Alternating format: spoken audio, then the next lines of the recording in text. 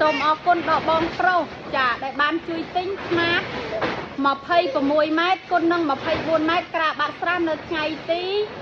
13ខែ2ឆ្នាំ2026អញ្ចឹងថ្ងៃនេះតំចេញច្រើនមែនទែនស្រកខ្នាតធំចាអរគុណបងមែនទែនចា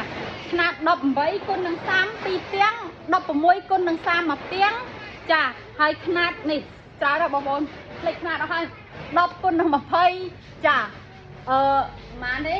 24គុណ26ហើយនឹងមានខ្នាតធំផ្សេងទៀតដែលធ្វើអត់ទាន់ហើយអញ្ចឹងមួយរយៈនេះអ្នកលោកសូមអធិស្ឋានបងផងសម្រាប់ការយឺតយ៉ាវចាដោយសារតែសន្ទុះនៃការកំងច្រើនខ្លាំងពេកចាហើយខ្នាតធំធ្វើការអត់ទាន់បងប្អូន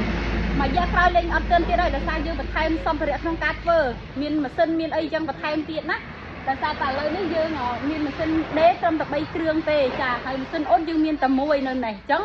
ការដែលបងប្អូនទាំងអស់គ្នាកំងច្រើននេះធ្វើឲ្យមានការស្ទះបន្តិចបន្តួចអញ្ចឹងបងប្អូនអធិស្ឋានឲ្យអ្នកលក់ផងជាយាមធ្វើជូនពុកម៉ែបងប្អូនទាំងអស់គ្នាតាំងពីព្រលឹមរហូតដល់ប្រឡប់ចាអញ្ចឹងអ្នកលក់អរគុណបងប្អូនទាំងអស់គ្នាដែលបានជួយឲ្យសម្រាប់ខ្នាតនេះ10ទៀងចាធ្វើបាន5ញ៉ាវទៅមុនសិនចាដាក់ទៅរែកខំញៀវគាត់រងចាំយូរអញ្ចឹងធ្វើបានរែកចេញទៅរែកអញ្ចឹងអរគុណបងមែនទែនដែលបានជឿជាក់គ្រប់ត្រូលតង់ខ្មៅ UV ពីខាងខ្ញុំហើយសម្រាប់បងដែលចង់យកទៅលក់បន្តចាអវ៉ាន់មាននៅក្នុងស្តុកស្រាប់ត្រូវការកំងដាក់ជូនវឺតបានតែម្ដងធានាគុណភាពអីវ៉ាន់លេខ1ជូនបងប្អូនចាប្រភេទសាច់តាមហាត់ណែនល្អចាលលើបលលងអត់ងាយផុយស្រួយអញ្ចឹងបងដែលត្រូវការអាចធ្វើការតាក់ទងបានណាសូមអរគុណបាយ